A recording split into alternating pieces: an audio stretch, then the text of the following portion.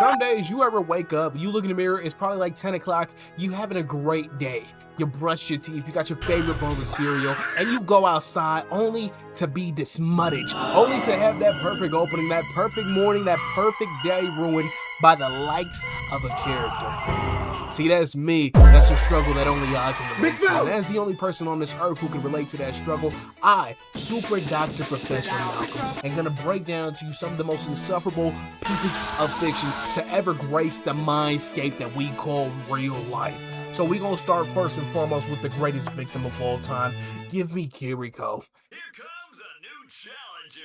Kiriko receives a lot of hatred ever since her inclusion to Overwatch 2, the most unnecessary sequel ever since you were born. Kiriko has faced numerous industry plant allegations, and I'm using industry plant allegations because personally I always found that these terminologies were typically unfitting for her. However, I make the exception. See, Kiriko's inclusion into the game was so ham-fisted that it required numerous retcons to make her around a similar age as the Shimada brothers, the titular Genji and Hanzo, the one that everybody wants to be, the one who you see every time that you boot up and you sip on that Listerine. Genji and Hanzo, the dynamic duo of Overwatch. If you mean to tell me that they secretly have a relative that was related to them that just so happened to be never elaborated upon within the first 7 years of the game's release, well shit, I might as well call you Jeff Kaplan at that point because you're probably bending me over backwards and f***ing me raw without taking me out on a drink first. Anyways, as time has progressed, Kiriko has low-key kind of softened on me. I'm gonna be real, ever since I started playing Marvel Rivals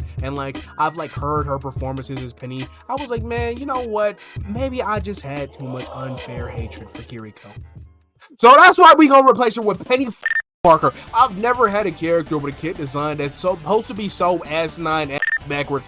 You can tell how great of a state that Marvel Rivals is in is depending on if Penny Parker is a domestic terrorist that we need to call in the IRS, the Department of Homeland Security, your mom, your pop, Optimus Prime. See, trick question, because as long as Penny Parker exists, freedom will not be had. Your backlane, your divers, all of them will be forced to play her boring ass game of defeating her ass nest. In fact, I really do wonder what went on in NetEase when they sat down there and they said, let's give Penny Parker a team up with Rocket Raccoon.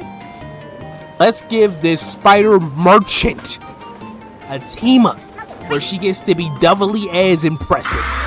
All that. Penny Parker is egregiously dog shit, and it's so funny to see her get pushed in so many different outlets. Not that I'm always complaining, because I think showing off different characters that typically don't get a lot of shine is a great thing, but my question is, why hasn't this returned in her own form of a comic? It's so easy to make a fucking comic book in comparison to have to go through the troubles of animation to the troubles of having to build an entire game. She don't got a single comic run that she can push all left, right, and center. You want to talk about an industry plan? Look at our industry plan right then and there. In fact, if you want to make the claim that, oh, well, we need Asian representation in these games, so what better than to put the Asian Spider-Person? Put fucking Silk in these games. Silk has sat in the corner ever since a group of white niggas wanted they Asian shoddy so bad, they gave Peter Parker an Asian baddie and started talking about, well, they gotta reproduce because they got spider pheromones so they can live out their fantasy, because anytime they try to talk to anybody on this earth, they got regurgitated by the sheer stench of the that stayed marinated in their pants for 45 fucking hours. So trick question is not letting us know who's on this list. It's actually Penny Parker, because Penny Parker doesn't have a right to exist. Now, number two, this might be a little bit controversial. Go ahead and give me Huey from The Boys. Now, The Boys is not over yet, but I'm gonna be real. I've always hated this mayonnaise colored Miracle Whip pushing ass fucking loser since day numero uno. Huey goes through the same arc every fucking season of trying to hold the boys together, looking at Butcher be like, Butcher, I don't like you. Okay, we need to, and being a stuttering fucking mess. Now, we can talk about how, oh, well, Huey's supposed to be representative of the Hope, and I'm gonna be real with you themes and such ass niggas, I cannot fucking stand you themes and such ass niggas, because I don't care if the theme is world peace, world hunger, racism bad, Donald Trump bad. If all you got to say to me saying the character I don't fuck with is, well, they contribute, shut the fuck up. I'm gonna take you out back. You wanna see a theme and such? I'm gonna take you out to a nice dinner. We gonna go sit down. We gonna go sit inside the Cheesecake Factory, and we gonna order every single thing up on the menu. I'm about to go hit up Red Lobster and ask for a speed run delivery. We gonna be eating lobster, crab, crawfish, cheesecake, all of it. You know what's gonna happen? I'm gonna look you dead in the eye and I'm like, yo, this is a great, magnificent night. Let me go ahead and let me get my wallet real quick. And I'm gonna back out the door. I'm gonna hit the, I'm gonna get out the fucking building and I'm gonna full sprint, full Sonic hands behind my back sprint all the way to my car. And I'm gonna drive the fuck off and leave you with the $4,500 bill. Cause holy fucking shit. Anybody who likes Huey, these nice guy basic stereotypes that really don't got nothing going on for him. And the worst part about Huey is he's always playing out of his fucking league. Why is he sitting there and putting up the immaculate numbers with Victoria Newman? Huey, the plain sliced Wonder Bread ass nigga, bro. And you might be thinking, oh, well, you know, do you just hate fucking white people? No, I don't. Butcher's in this show. Butcher, oh, Huey, Homelander, don't me bullocks, and now we have to spend another season making the you Homelander virus only to not fucking kill the nigga, and then I'm gonna be evil and get my son right. Fucking diabolical. Like, nigga, shut the fuck up. It's been goddamn almost 10 years of the same plot happening in real time. Is it entertaining? Yes, I actually like my slop every now and then. I like turning my brain off and watching this nonsensical bullshit. However, is it reinventing the wheel? Absolutely not. And every time I think about how great The Boys is, how every time I'm like, damn, you know, it might not have the greatest, strongest character writing of all time, but I don't need that. I can have an enjoyable show. And I get reminded, I get a little speck in the back of my mind, where I thought you died, and it's you know who that is? It's fucking Huey. It's always Huey. This nigga sucks. He's just fucking annoying, and he's Get the fuck out of here! Better bitches than me. Anyways, Editor's note real quick, I misspoke when talking about the virus. I just meant to talk about the general plan of them cooking Homelander. But hey, Marvin Milk, you my goat. Thank you. Number 3, give me the Blue Ranger from Power Ranger Samurai. I'm in the car right now. I'm doing 90 on the freeway. Holy shit. I've never seen somebody be such a bitch before in my life, okay? And I've played Discord fighters. I've read Tsukihime. I've read Dandadan. And I've never seen the real life embodiment of a dog. And I don't mean dog as in, don't call him bitches, bro. I mean dog as in you are an obedient servant who serves no purpose but to lick the ball sack of your white leader. It only takes a little bit of white brainwash to activate the cool chip. Because I always thought he was gonna do something cool. I thought, hey bro, he a black nigga, he a water nigga, he can swim and shit. He don't do nothing but lick the ball sack of the Zac Efron lookalike who probably should have been the stunt double in the extra in the Bet on It music video. Because I kid you not, I run you right now. Gun to the back of your temple. Name 5 cool moments that Kevin from Power Ranger Samurai has. And the gun blew up. It blew the fuck up. Like, I kid you not, it's so disrespectful because as a little kid, right? People be like, representation doesn't matter. Yes, it does, because I'm watching all these cool people from different ethnicities. The samurai nigga, the Japanese nigga. Oh, white boy, you cool as shit. I'm gonna make you the leader of my Samaranian group. And the nigga's like, yeah, I got this. And the gold nigga shows up, the Mexican gold nigga played by a Thai nigga. And he's the best part of the show. All the Rangers, even the weird green Beast Boy looking, the deep looking ass nigga, all of them get something to do. All of them are cool in varying ways, except for the water nigga. How you gonna make the water nigga lame? That's all he does in the show is suck Jaden's is suck the leader's and talk about swimming. That's it. How you go like fuck, dude? Like, you know how many cool blue things are out there? We got Sonic. Sonic again?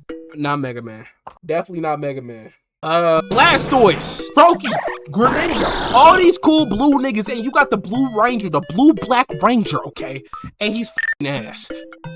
What the fuck is we doing? Now, let me get to my more controversial one. This nigga, oh my fucking god, this nigga. I've never had this much hatred in my life.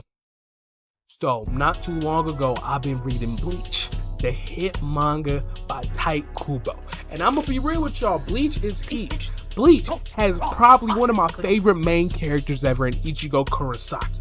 In fact, I even messed with his whole title, a substitute Soul Reaper, meaning he not like them. He not cut from the same cloth. He's supposed to be here. He the greatest of all time, and he's a sub. He's supposed to be on the benches so the real niggas can play, so the real stars can play. You know the problem? Low-key, one of my issues with Bleach is I think all the Soul Reapers to varying degrees are all fucking bums. They're fraudulent. They're low-key one of the weakest squads of all time, because anytime it's time for some jobbers to fight, anytime it's time for them weak-ass side characters to throw hands, I'm bored. I'm slumped over in my chair like Charlie Kirko on November 11th, okay? November 11th is crazy. It was September 11th. It's September 10th. Anyways, I just find them incredibly boring, except for a few couple of them, but the worst of them all, the worst of them is this white-haired, frankly, loser named Toshiro hits a guy, just like I did beforehand. Put a gun to your head and name three cool things that Toshiro does.